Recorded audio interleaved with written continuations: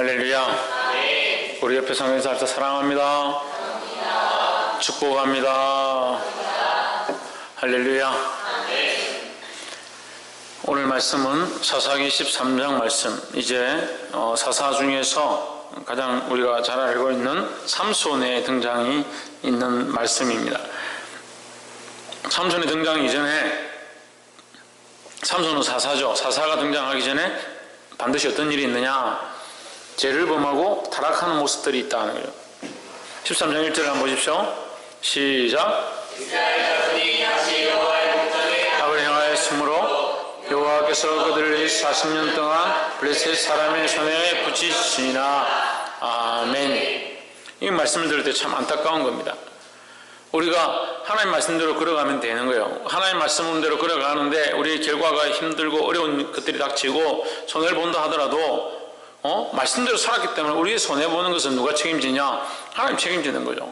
지금 손해보고 어려운 것들이 생겨도 말씀을 따라 하나님의 뜻을 따라 순종하며 살면, 내가 주님 말씀대로 살고 순종하며 살았는데 왜 고난이 있습니까? 고난이 있어도 이것에 대한 결과는 하나님 책임지실 거라는 거죠.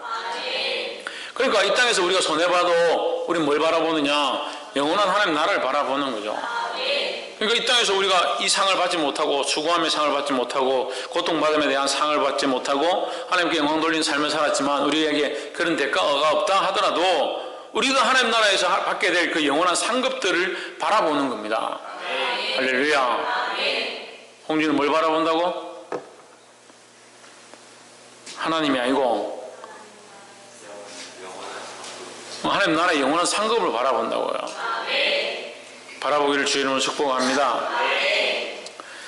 그 이스라엘 자손이 다시 여호와의 목전에 악을 행하였으므로 안타까운 거예요. 다시 돌아가는 거예요. 뭘 보느냐?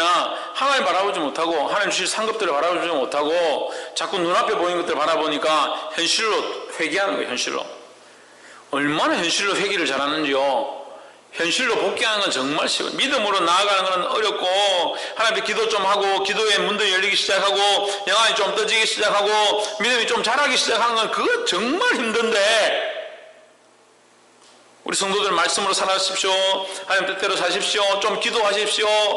그래, 신앙이 조금 올라가는 듯하고, 정말 이제 좀 봉사하기 시작하고, 이제 좀 영혼들을 바라보는 것 같은데, 떨어지는 건 순식간에 떨어져요. 저 집사님 저 왜 저럴까? 좀 기도하는 자리에 나와서 기도하면 될 건데 저 권사님 왜 저럴까? 집사들과 성도들 좀 바른 길로, 진리의 길로, 하나님 기뻐하신 길로 좀 이끌면 될 건데 또 인간적인 모습들로 돌아가고, 인간적인 모습들로 돌아가고, 하나님 목전에, 하나님 앞에 있다는 사실을 잊어버렸기 때문에 뭘 한다? 악을 행한다는 거예요. 악을 행하는 게 중요한 것이 아니라, 죄를 짓는 게 중요한 것이 아니라, 실수하는 게 중요한 것이 아니라, 인간은 원래 실수합니다. 인간은 원래 악하고 원래 죄를 짓습니다. 인간의 본성과 생각을 쫓아가면 다 죄로 가지고, 중요한 것은 우리가 하나님 앞에 있는 걸 잊어버리면 이게 심각한 거라는 거예요. 왜 죄 가운데 다시 돌아가느냐? 왜 옛날 모습으로 다시 가느냐? 하나님 앞에 있지 못하기 때문에 그런 거예요. 그럼 우리가 하나님 앞에 왔다면 이전 것은 잊어버리고 위에서 부르신 부름의 상을 위하여 앞을 바라보고 달려가야 되는 거예요. 할렐루야. 다시 이스라엘 자손이 다시 여호와의 목전에 다시 죄의 길로 가고, 다시 세상으로 가고, 다시 옛날 모습으로 돌아가는 이것을 버리기를 주의 이름으로 축복합니다. 다시 돌아가지 않으려면 어떻게 된다 했습니까?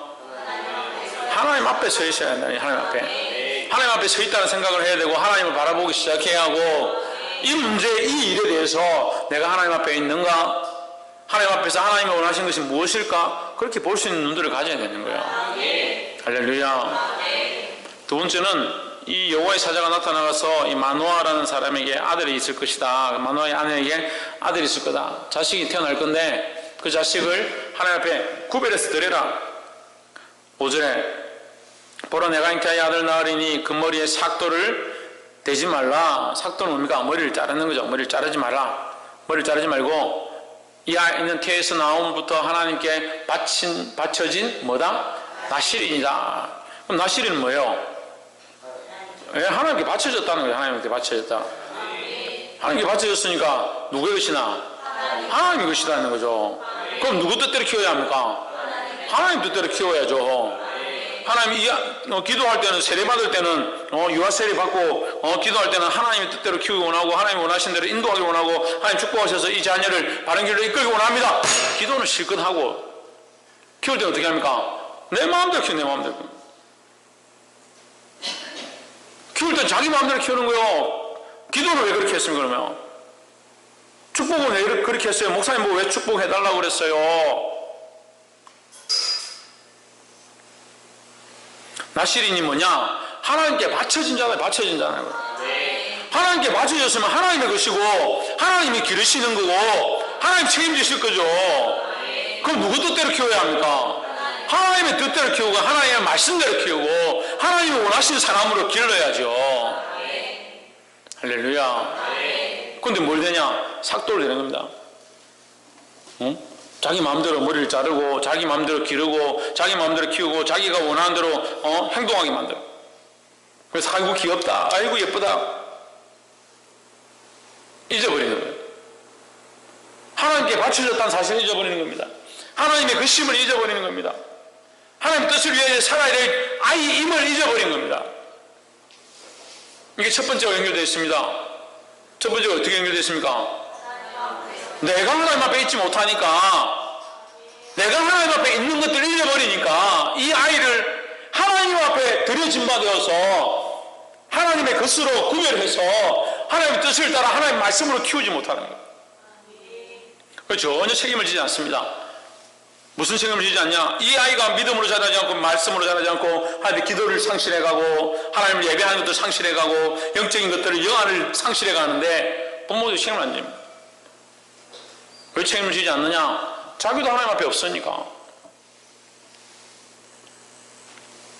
그게 마음이 아파요. 그게 마음이 아파요.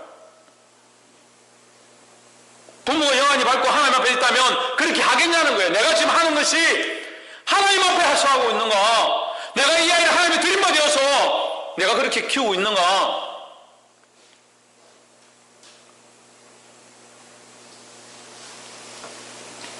하나님의 것과 내 것을 분별하려, 구분하는 능력이 없어. 자기 삶을 하나님의 것과 내 것으로 구별할 수 있는 눈이 없어요. 내 삶을 하나님 앞에 드려진 바 되었다면 어떻게 살아야 되는 시각들이 없어요. 바치기 뭘 바쳐요? 뭘 바쳐? 세례를 왜 받습니까? 세례는 뭐라 그랬습니까? 신의경 세례는 뭐라 그랬어요? 신성경 세례는 뭐랍니까?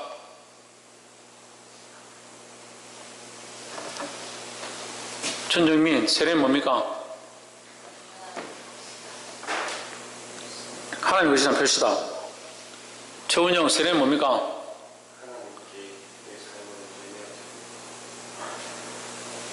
박건도 세례는 뭡니까? 박승리 세례는 뭡니까? 세례는 죽는 겁니다. 죽는 거. 죽는 거예요. 세례를 할 때 원래 우리는 그냥 물을 찍어 바르지만 원래 어떻게 합니까? 예, 푹 잠기죠. 몸 머리 끝까지 다 잠그죠. 누구의 것이다? 하나님의 것이다. 나는 내 사람은 죽었다. 나는 물에 잠겨서 죽은 바 되었다.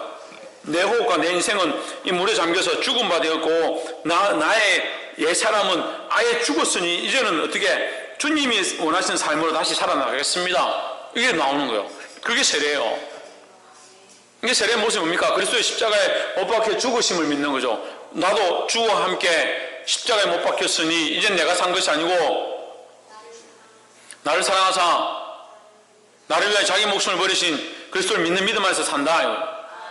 내가 사는 게 아니고 이제 나는 죽는다는 거죠. 세례는 자기가 죽는다는 것을 얘기하는 거예요.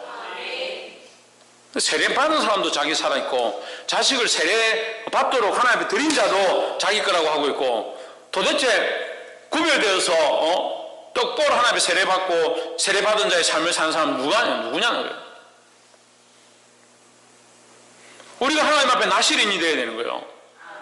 하나님 앞에 바쳐진, 나도 바쳐지고 나도 하나님 맞춰지고 내 삶도 하나님 앞에 드린 바 되고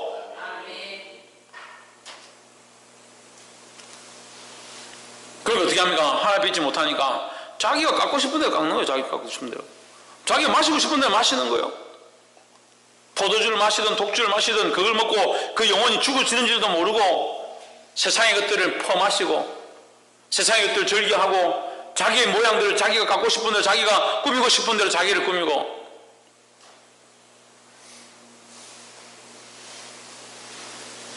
사절 보시죠. 그러므로 너는 삼가서 포도주와 독주를 마시지 말며 무릇 부정한 것을 먹지 말지니라. 부정한 걸 먹지 말라는데 세상의 것도 그냥 먹잖아요. 세상의 문화를 받아들입니다. 세상의 게임과 오락을 받아들입니다. 자기 사랑하는 것에 취해 있습니다. 세상 사람들 다 그렇게 하는데 우리는 뭐 하려고 그렇게 하노? 그럼 반대로 물어봅시다. 예수님 믿습니까? 옆에서 보시죠. 당신은 예수님을 믿긴 믿습니까? 예수님이 액세서리도 아니고 믿고 싶을 때 그냥 갔다가 믿는다. 아니다 싶으면 그냥 턱 내려놓고. 지금 대도시 가면 여기 심각해요. 교회 다니는 게 그냥 액세서리.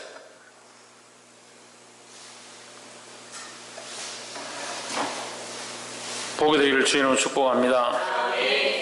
5절에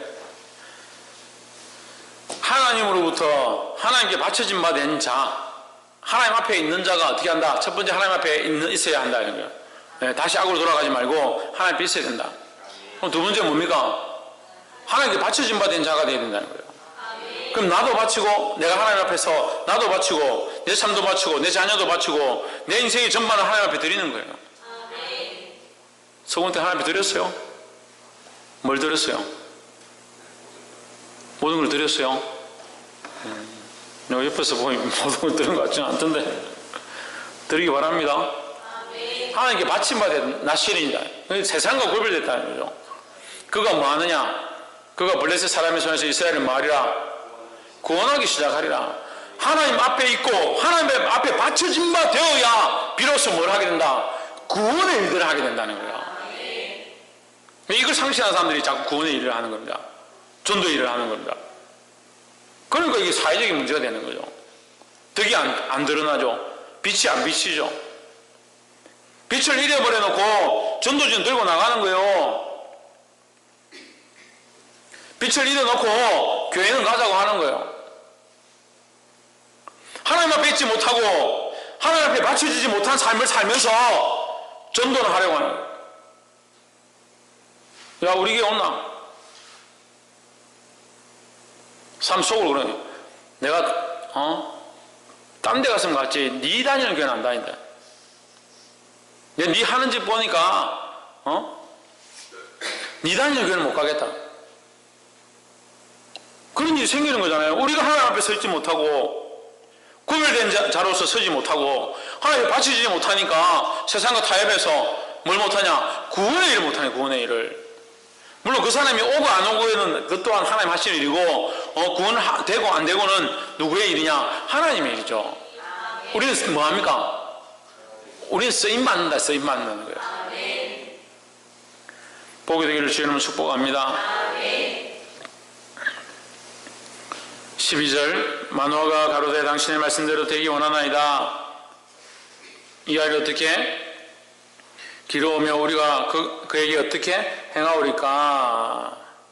13절에 여호와의 사자가 마노아에게 이르시되 내가 여인에게 말한 것들을 그가 다 삼가서 했습니다. 뭐한 것을? 말한 것을. 그럼 하나님 앞에 있다. 하나님 앞에 바쳐졌다. 그 바쳐진 자들이 뭐하기 시작한다? 구원의 일을 한다는 거죠. 그 사이에 뭐가 있는 거예요? 그 사이에. 자, 하나님 앞에 있어야 한다. 하나님 앞에 바쳐졌다. 하나님 앞에 바쳐진 자가 이 구원의 일을 하기 위해서 중간에 뭐가 있다? 말씀이죠. 말씀이죠. 하나님 앞에 바쳐지고 하나님 앞에 구별된 자들은 뭐 하기 시작하냐? 말씀으로 양육되어지고 말씀대로 살려고 하고 말씀대로 길러 가야 된다는 거예요. 그럼 그가 뭘 할 수 있냐? 결국 구원의 일을 할 수 있는 거예요. 교회는 직임을 맡아서 직책을 맡아서 일을 하는 게 아니에요. 뭘 하는 겁니까? 말씀을 따라 구원의 일들을 할 사람들로 세워가는 거예요. 말씀을 들었다면 그 직에서, 그 직분을 맡은 데서, 그 직을 통해서 구원의 일을 할 수 있는 사람으로 자라가야 되는 거예요. 그 행정을 잘하고 뭘 어떻게 잘해가지고 사람들하고 어떻게 사이가 좋고, 물론 필요하죠. 하지만 돌아볼 것은 그것이 구원에 합하는 것인가, 구원을 위한 길인가 볼 수 있는 분들이 있어야 된다는 거예요. 말씀을 맺겠습니다. 오늘 우리에게 하나님께서는 어디 서라고 하느냐? 하나님 앞에 서라는 거예요. 다시 세상을 가지 말고 하나님 앞에 돌아가야 될 줄 믿습니다. 다시 하나님 앞에 내가 섰는가 점검하시기를 주님을 축복합니다. 5절에서 뭐라고 했습니까? 하나님께 바쳐야 한다는 거예요. 누구를? 나를, 내 몸을 하나님 앞에 바침받아야 되고, 나뿐만 아니라 내 자식과 최하윤,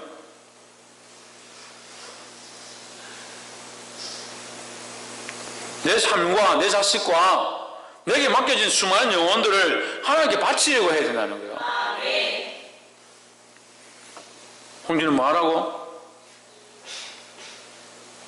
하나님께 바치시기 바랍니다. 그 하나님께 바쳐진 자는 구원의 일을 해야 됩니다. 구원의 일을 결국 하게 되어 있는데, 구원의 일을 하기 위해서 하나님 우리에게 주시는 게 있습니다. 뭡니까? 말씀이라는 거예요. 그 13절에 이 말씀대로 행하는 자에게, 이 말씀을 따라 자라가는 자에게, 이 말씀 안에서 성장해가고 변해가는 자에게 뭐가 있느냐? 구원의 일을 할 자격을 주는 거예요.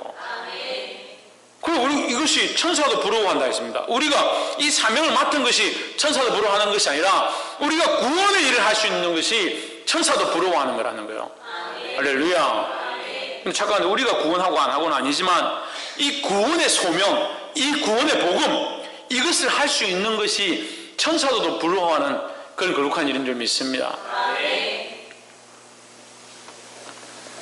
18절에 이 말씀을 이제 우리가 어차피 보는 거니까 18절을 한번 봅시다. 여호와의 사자가 그에게 이르시되 어찌하여 이름을 묻느냐? 내 이름은 뭐다?